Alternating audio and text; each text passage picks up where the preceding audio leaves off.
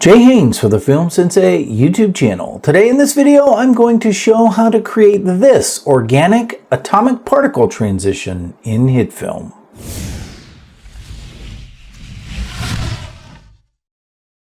So what I'm going to start by doing is creating a new composite shot. I will actually call this the final shot. And I'm only going to make it 6 seconds and click OK. From here, I want to go ahead and create a new text layer, and I will just type in my name. And real quickly, we'll just make this bold, and I'm going to make this as big as it can possibly be in terms of the font. And then opening up the transform properties, I'll go ahead and scale this down to a reasonable width and maybe just center it like that. Okay. And I'll just call this the first. And then I will duplicate that. Control D is the hotkey for that. Renaming that a second. And I'm just hitting the F2 key to make that happen. Turning out the visibility of the first one. On the second one, I'll just go ahead and retype that as being my moniker, Film Sensei. Okay. So now I have the first one. And then I have the second one. And I think the first one, I will go ahead and make it, like red. And then that's the second one. The first one, the first one. And then the second one, let's make it sort of blue. Okay, so yeah, there we go. Okay, looks great. All right. So now what I'm going to do is I'm going to right click on the first one and just make it into a composite shot. Click OK. That way I can come in here and change this to some other item if I want this to be something different than this text. And then I'll do the same with the second one, make it into a composite shot for the same reason. Now I want to turn on options and checkerboard background to show that this is transparent. This is important. There's a transparency here. All right, let's go ahead and create the fractal transition that we're going to use. So I'm going to add a new plane layer, and we'll just bring this down. Let me hide these two for a second. And I'm going to rename this the fractal. And the reason I'm naming it fractal is because I'm going to put a fractal noise on this, assuming I can spell fractal correctly. And then I'm going to go ahead and put a threshold effect just to make sure that it is, either black or white. And then I'll go ahead and add a demult key so that it's either white or transparent, basically. And under the fractal noise, I want to go ahead and adjust the scale right now. Not that scale, let's adjust it under transform. It's at 150, but I want it to be smaller, so I want more detail here in this. And then under the appearance, I'm going to up the exposure to the max, all right? And that way, when I pull back the offset, I can pull it back to the point where it's like completely gone. About there, yeah. And then set a keyframe, and let's go ahead and bring that up here on our editor timeline. Let me go to the end, and then I'm just going to set that back to 0. And if I grab that keyframe, I can go ahead and make it a manual Bezier. And so now when it transitions across there, you can see it's just, switching from completely transparent to being completely covered this way. That's perfect. All right.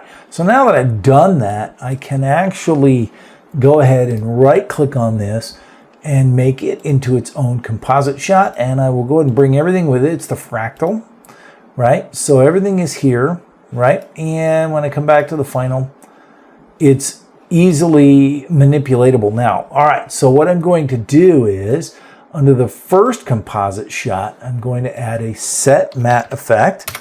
And let me turn this back on. And I'll add that sourcing the fractal composite shot. But what I want to do is change the blend mode to subtract. That way it starts off being completely visible. And then as the fractal appears, it goes away. Let me turn off the fractal. it goes away like this. It just sort of dissolves, okay? And now if I take this and right click and just copy that, I can go ahead and paste that into the second fractal, or into the second composite. And this time, instead of having it disappear as time goes on, I want it to come in. So I'm going to invert it so that way it appears as the fractal comes in. And so now when you have both of them, basically one of them is sort of going to just meld into the other one like that. It looks great. Okay, so now that I have that, I can go ahead and make all of this into a composite shot, which I can work with. Before I do that, though, I do want to right-click here and just duplicate this fractal because I'm going to need it again. Then I can go ahead and grab these three, right-click, and make into a composite shot. Click OK. All right, and I can name that composite shot, whatever, but I don't really need to. This is the main, one that I'm going to add my stuff. All right, now let's talk about creating the transition map that we're going to use. So I'm going to go ahead and find the edges of where this fractal noise happens. So I'm going to go to Effects and search for Find Edges and put that on there. Whoops, that's on the wrong one. Let me put it on this one. Now you can see that it's found the edges, but there is some black there. So we're going to put another demult key above that or under that. So there's that. Now I want to thicken these up, so I will add a neon glow effect, and that'll really thicken that up. In fact, I'm going to up the intensity to the max, take the radius down to nothing, and then I can just adjust the expansion maybe about 15 or so. So I've sort of found the edges, and this is going to be important for when I add the atomic particles.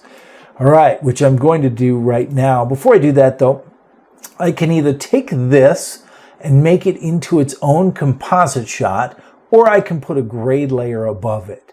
Either way works. Just because I made a composite shot out of this, I'm going to go ahead and do the second this time. So I'll make a grade layer above this, and I'll just name this the fractal map. Okay. All right. So now that we have that, I can turn this back on, and then here in the composite, we're going to add the atomic particle effect. This is a layer-only effect, which means it only works in a composite shot. The first thing that you'll notice is that it has converted all of the graphic here to atomic particles. But those atomic particles aren't big enough to fill the entire screen. And so if I open up particle appearance, you can see the size is 5. If I up that to 8, then it will basically fill that in. Looks very good. And so now when I actually change the particle disbursement or whatever, then, you can tell that it is, it's all particles, but you can't tell when it's not dispersed. Okay. All right. So opening up the fractal map, under the fractal section here, we're going to source the fractal map. So now this will only be affected when it crosses. All right, now I'm going to make a few changes here. I'm going to take the wavelength and make it 10, and I'm going to take the iterations and make it 3. You can play with this all you want, though. It doesn't have to be those numbers. Those are just the numbers that I've found are the sweet spot for me, okay? Starting under display strength, let me just set that to 50, and then we'll see what that looks like. I like it, right? So it just sort of has a little bit of a woo to it. If I put that back to 0, I can change the disperse to 50, and now it's dispersing instead of sort of wavy, sort of, the particles are just dispersing. I can add both of them in, and now I get a little bit of both, right? So this is the main idea here, right? I can take this down and then bring this up a lot bigger, like around 300 or something. This is going to create a very large sort of a transition, right? Okay. And this looks really cool. So let me just take this back down to 50 and show that now if I want, I can actually make this change. It doesn't have to be text, right? So if I come into the first composite shot, and under here, if I open up these, I'm going to bring in a picture of myself instead right here, okay? And then under the second composite shot, I'll bring in a picture of my avatar that I use in virtual reality. Right, so now this is automatically updated in the final, and I may want to like actually add a background. Maybe I'll put a little bit of a gradient effect on this. Okay, and now when I play this, you can see that it does the same thing. It just sort of transitions one to the other. And pretty much in a nutshell, that's how it works. The thing is that you got to remember, you can mess around with this wavelength. You can mess around with the iterations.